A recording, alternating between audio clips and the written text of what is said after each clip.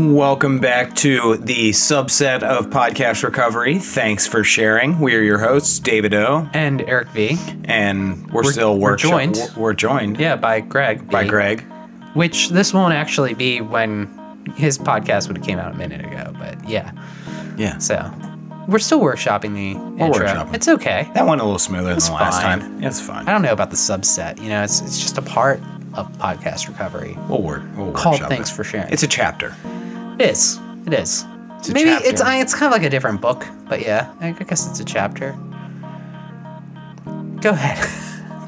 I just was staring at atom bombs at you. You go ahead. You're the one with the fucking topic, dude. Am I going to go first this time? Really? Okay, so yeah. I was kind of talking to Greg about this beforehand, and I kind of want to throw it into this. And I've talked about this before. And this is a topic. I'm not going to talk about where I'm at, just like something on my mind.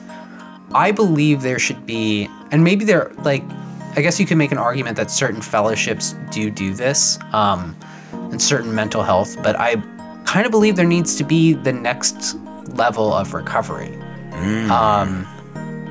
Like, not, yeah, I know, yeah, but like not always, because I mean, if you go into a regular fellowship, right? It's about the newcomer.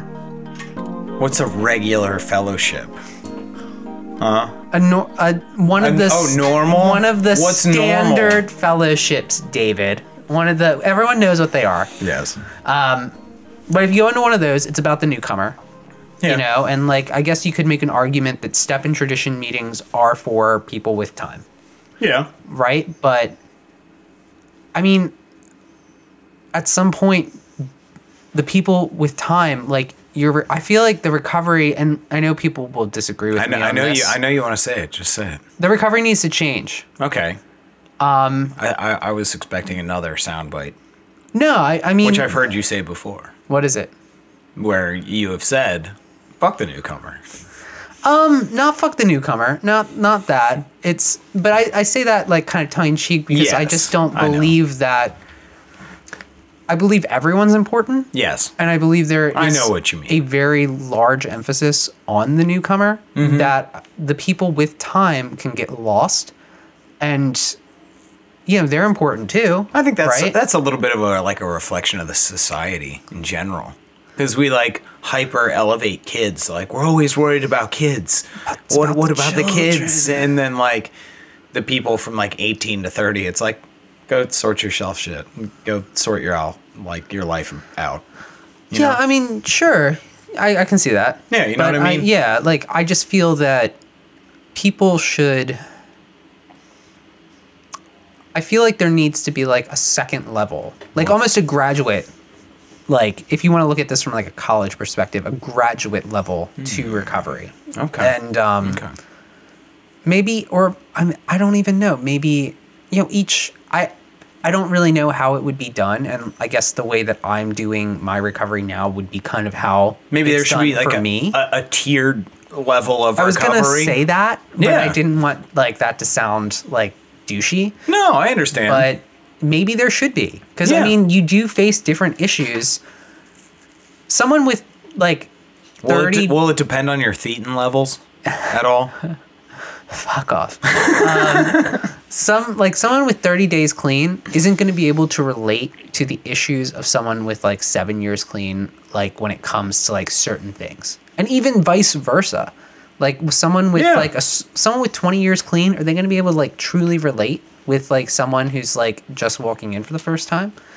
Like it's always important to help the newcomer get clean and stay sober and blah, blah, blah. Obviously, I would assume that all levels, we'll for number's sake, we'll say three levels. Let's say, level 1, 2, and 3 recovery. Yeah. And they'd be open to everybody. So a level 3 could go to a level 1 meeting, but like and a level 1 could go to a level 3. Yeah. So even in like an NA schedule, it'd be like, hey, this is like, just give it a more detailed description of the meeting. Like, is this a beginner's meeting? You have beginners meetings. Yeah. You know, like, but you don't have like, where's the advanced meeting? But they don't say that.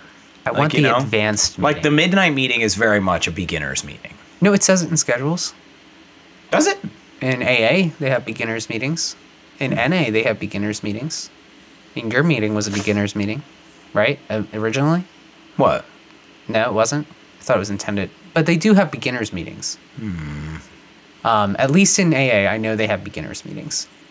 So I guess you can say steps and traditions are, the intermediate. But at a certain point, like, I don't know, I've worked all the steps.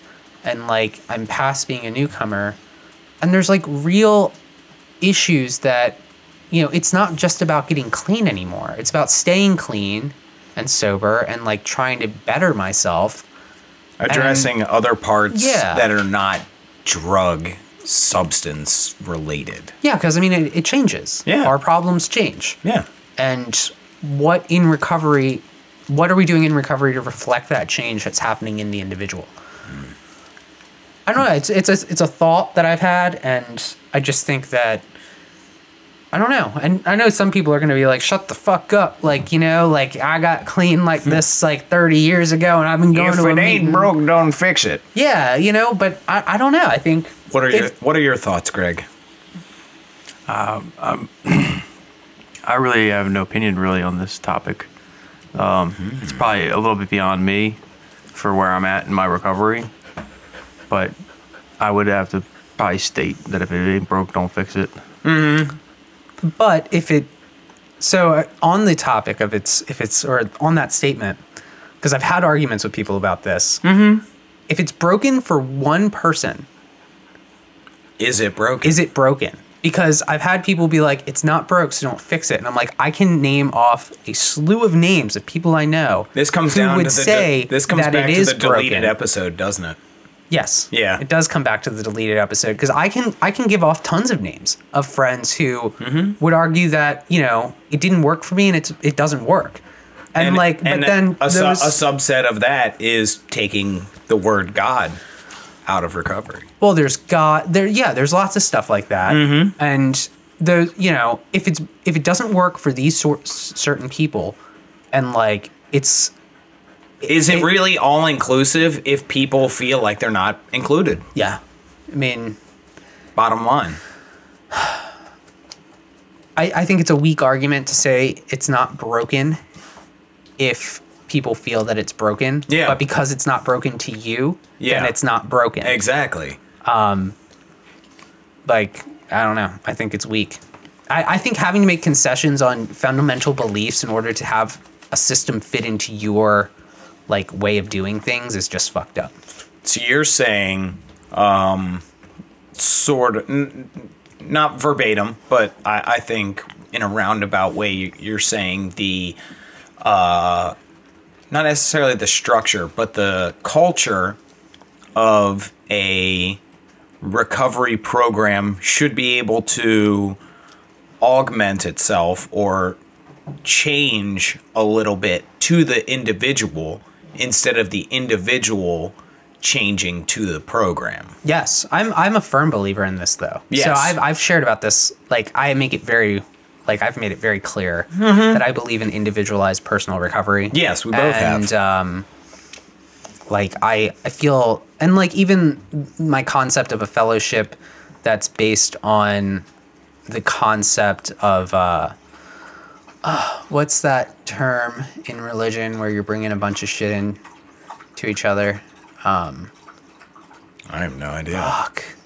It's gonna bother me. But like taking different aspects from different parts of fellowships and different recoveries and then like utilizing what works and what doesn't. Yes. Right? And having like a more ebb and flow. And I know people are gonna say like, well, when you're new, you don't know what you're doing. And it's like, but I do know when I came into recovery, I didn't believe in this certain type of higher power. And I didn't like the way that it was worded. And I think I can change that. Yeah. But that's up to you. And that's because then you're trying to fundamentally change what people believe in. Yes. In like a way that isn't like alcohol or drugs are bad, but it's like you're gonna pray now. Mm-hmm. Even though you've never prayed, that's what you're gonna do. And if you don't pray, you're not getting past step 2. Yeah, I mean, shit. There's addicts who have come in that have never sat in church. I never sat in church. Yeah. Case in point. And so now you're infused with this programmatic paradigm of a higher power, which 10 days off drugs, you have no fucking idea what that means. Yeah. And let's say you start working steps day 1 and you get to the 3rd step within 6 months. Okay. It's reasonable. Okay. 2 months a step, whatever. 6 months ago, you were smoking crack or shooting dope. And now in the 3rd step, you are tasked with turning your will and your life over to this newfound 6-month-old higher power, which you have very little concept of. It's baby God. It's baby God. And yeah, it is an infantile reasoning of what your higher power is. Like, does somebody with 6 months clean necessarily have to come up with a life-changing decision? It is. I mean, and we say don't make any life-changing decisions in your first year. Like, except for that one. Except for choose a God. Like, what? Scale it back to the 2nd step. You have 4 months clean. You're coming to believe in a higher power that you've never sat in church. What the fuck do you know about a higher power? You've been shooting dope for the last 7 years, 8 years, 10 years, 12 years. Some people 30 fucking years. If you haven't sat in church or practiced any sort of spirituality in 30 fucking years, and then this program is basically telling you to sort yourself out and figure out what your higher power is. Well, what if you know that you don't believe? Mm-hmm. Or like, what about that? Yeah. Like, and you know, we'll shut it down and let Greg be next. But what I want to say is that I think, you know, everything works. You know, everything's good and whatever. God or no God works. I would like to see that people are more respectful of other people's opinions and beliefs. And, you know, personally for me, I have felt not respected for my beliefs in the past. Me as well. And I think, I've heard people laugh at you. Yes. And like, fuck that. Like, you know, I'm supposed to believe in your Judeo-Christian, like, fucking beliefs, but, like, you can't give me enough respect to, like, look at the counter. Yeah. And, like, I can, like, let you be who you are, but you can't let me be who I am. Like, all it is just respecting that people come from different places and need different things. And just because, like, you don't agree with me doesn't mean I'm wrong. And Herb said it really, really, like, succinctly one time. He told me, he was like, so if somebody in an NA meeting or 12-step fellowship, if they came in and, like, in the middle of the meeting, they rolled out their carpet and started doing their... you're talking about Muslims? Islamic prayers towards Mecca. And even if they were doing it silently, but, like, they were going through the motions and bowing their head and doing all that, like, how well would that be accepted inside a 12-step fellowship? It's an interesting question, because I've never seen it. I've never heard someone say Allah before either. I've never heard anybody say Allah before, which I've thought about doing that, like, tongue-in-cheek, because but I feel like that would be very disrespectful. It would be very disrespectful, but it, like, I would be doing it in a sense, in an angle of, like, trying to, I don't know, but again, rattle a cage a little bit of what people, like, accept. It comes back to respect, right? Yeah. So it comes back to, you can say God, but I can't say Allah. But being respectful of what, that I like would Greg, be interested in if you said, like, if you chose to say Buddha in one of your shares, would people be like, whoa, hey, whoa, it's spiritual, not religious? But my understanding, like, I've read the Eightfold Path of Buddhism. Buddhism isn't necessarily a religion so much as it's spiritual practice. Mm-hmm. So, I mean, it's interesting. It's a great debate. I just want people to be respectful of each other. Yes. You know, and, like, understand that just because it works for you doesn't mean it's going to work for someone else. Yes. And at least in my opinion, that's a problem. Because anyone that it doesn't work for, why is it not working for them? Like, if you looked at it from, like, a business perspective, like, then it gets changed. Yeah. So like, you don't just say like, you know what, we lost that sale, fuck it.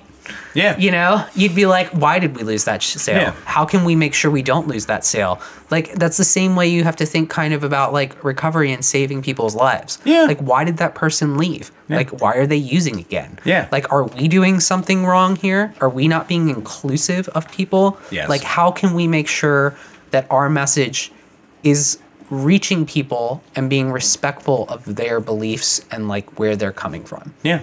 And if 12-step recovery was a car, if there's a flat tire, the car will still run. It'll still move forward. But is it moving forward as efficiently and effectively as it possibly can? No. You're all about You gotta these fucking like. Gotta change the tire, man. Gotta change What the do you tire. want to talk about, Greg? Where are you at? You're our guest on. Thanks for sharing. Yeah, where are you at? What topic would you like to discuss? I was thinking about it. I can't really punch in on the topic you guys have going on. That's okay. New That's topic. fine. Yeah. The new topic would be being the best person that you can be every day. It's kind of we're touching that. Yeah.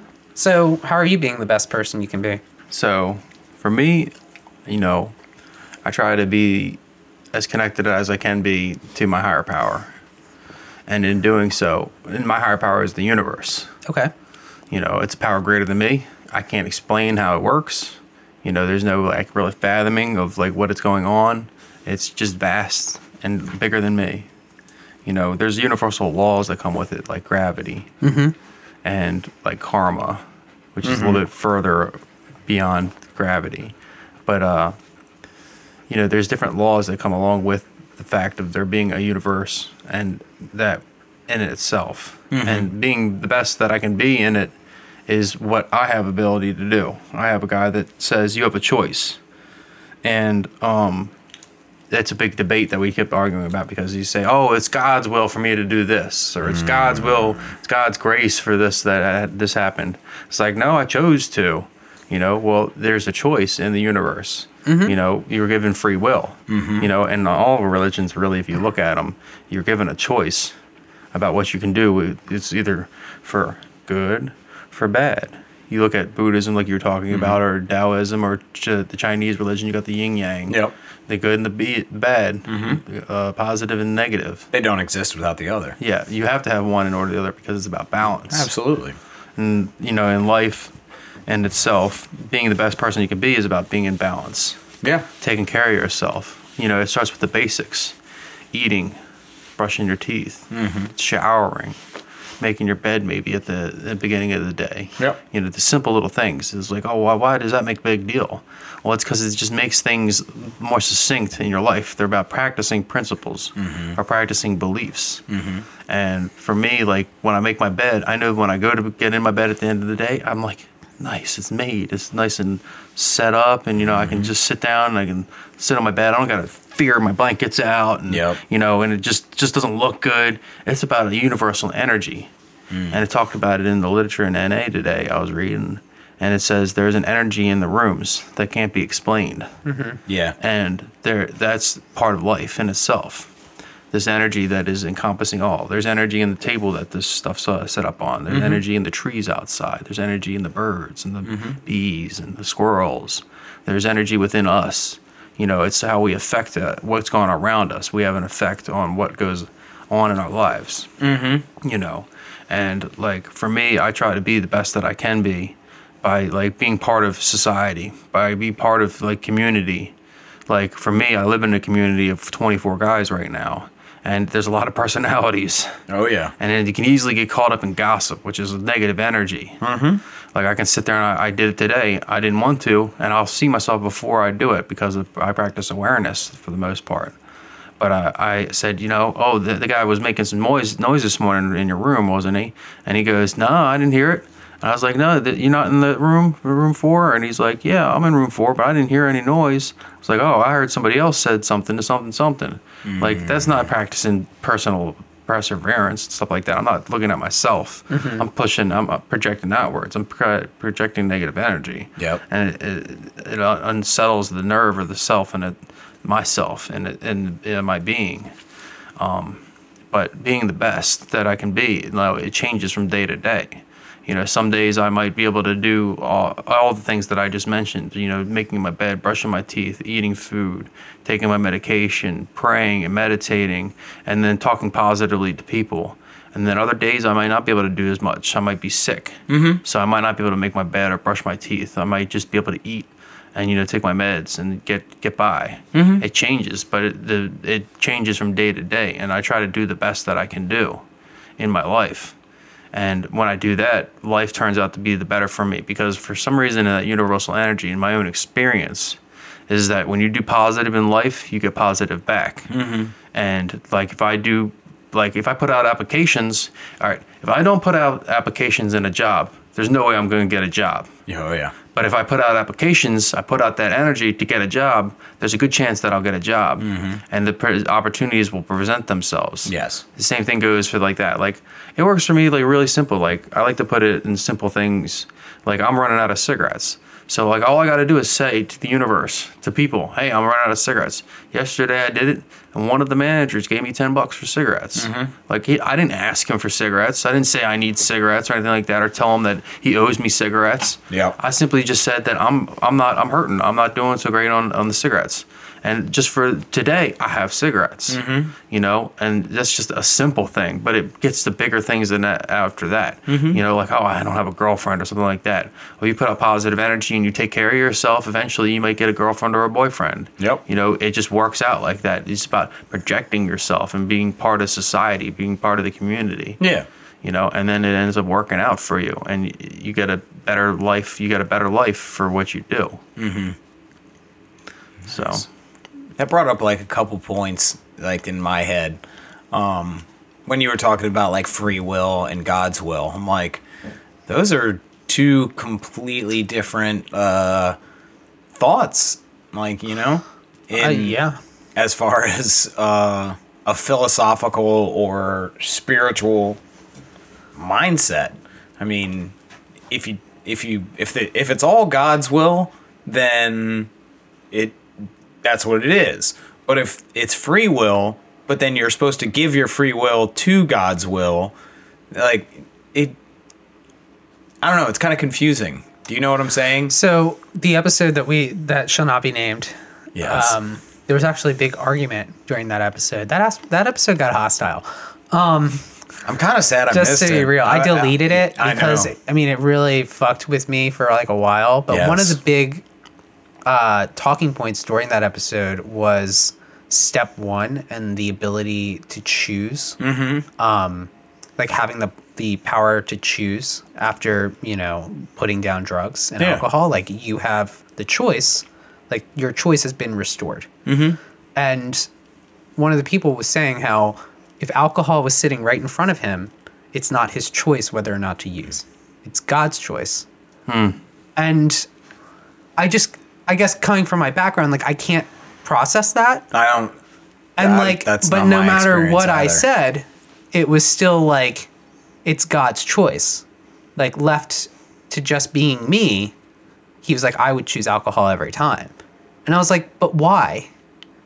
And he was like, well, that's God's will. And I was like, that doesn't make sense. That doesn't make sense at all. Why would God set you up for failure? Like, God, but also, doesn't it say in the first step? How is that a loving and caring higher power? Choice. Like, once we put down the drugs, we have the choice. So, like, free will. You have free will. Like, when you're using, you lose the free will because you're... Yeah. Your mind, your body, and your spirit are completely working against you because of psychological addiction and physical addiction. No, I guess, when does God's will come in? Does that come in 3?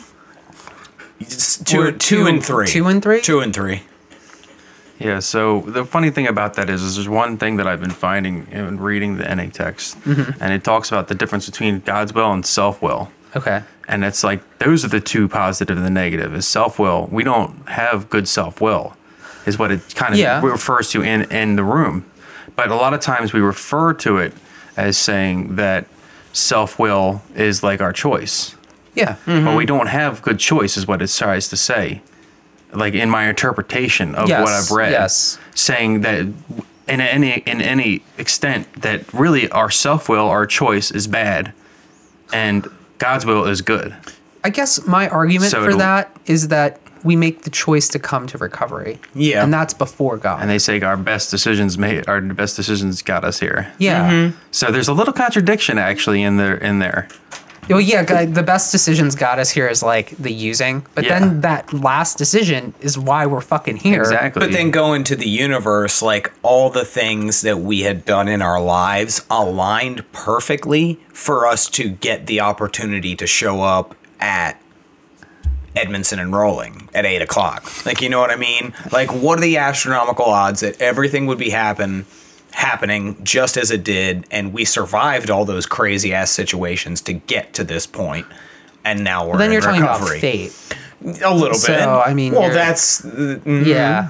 Well, really, I just believe you can't fathom really the actual existence of what it is. Oh, dude, dude. because I have a belief, just to really get radical here, is I believe that everything good and bad is God's will, because God Yeah. gave us a Well, choice. yeah. He causes everything to happen, or he or whatever, She, maybe whatever, she, yeah. you know, the universe, They. Something that we just can't something even that we comprehend. can't comprehend. Like, it's so beyond our comprehension that even though things that happened a certain way, they happened.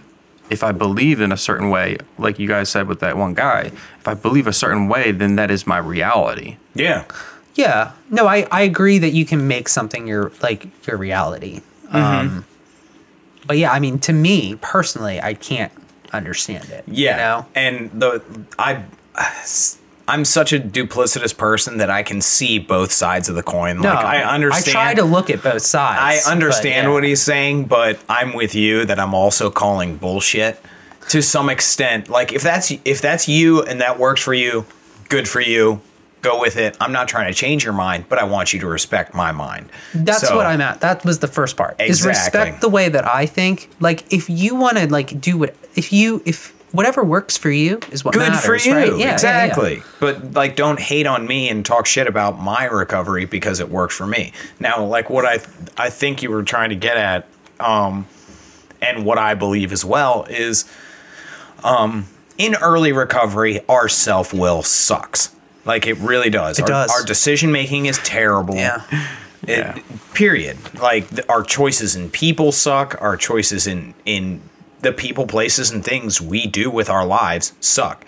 Now, through recovery and through step work, I believe we get better. Our self-will gets better. I don't think my self-will at 7+ years clean is the same self-will that it was when I had 7 days clean. Like, Yeah. I had to grow. I had to evolve. My thinking is a lot better.